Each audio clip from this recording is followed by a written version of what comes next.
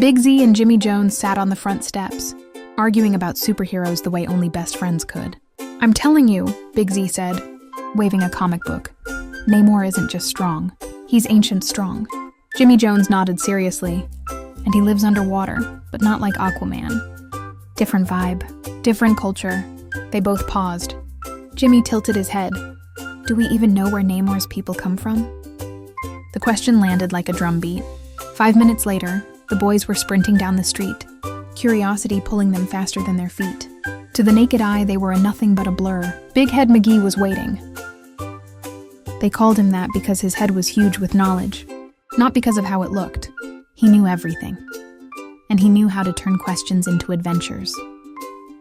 When they told him they wanted to learn about Namor from Black Panther, Big Head McGee smiled and tapped his walking stick. A portal opened up and they leaped in with no hesitation. "Namor's heritage," he said, "is inspired by real-life Mesoamerican cultures, especially Maya traditions. You don't just watch that." He paused. "You experience it." Before the boys could ask how, the ground shimmered like sunlight on water. And suddenly, they were traveling. They walked through ancient stone cities where carvings told stories of gods, warriors, and the sea. The air felt old but alive. They listened as elders spoke. They learned that water wasn't just a place. It was life itself. And as the drums echoed like heartbeats, the world seemed to slow. Come closer, children, and listen well.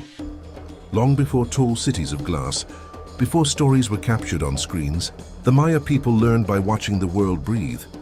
They understood that the earth, the sky, and the water were not separate things, but one living story. To the Maya, water was sacred.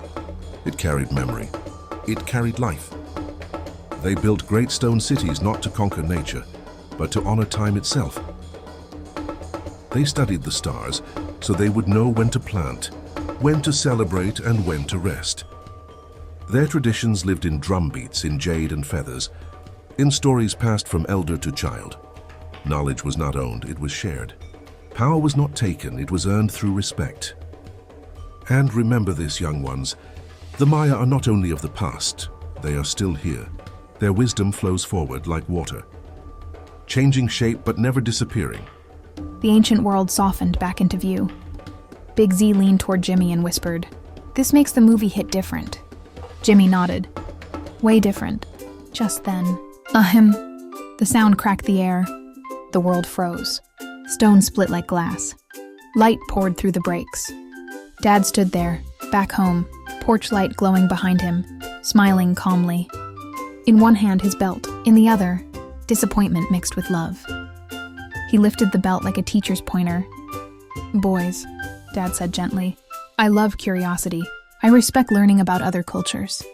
But next time you go on a magical cross-cultural adventure, you ask for permission first." Big Z and Jimmy stood straight. "Yes, sir," they said together. Dad smiled wider. "Next time," he added, "I'm coming with you. I like Namor too." The boys grinned. And Big Head McGee, he just laughed, already spinning a globe, planning the next journey. This time, with permission.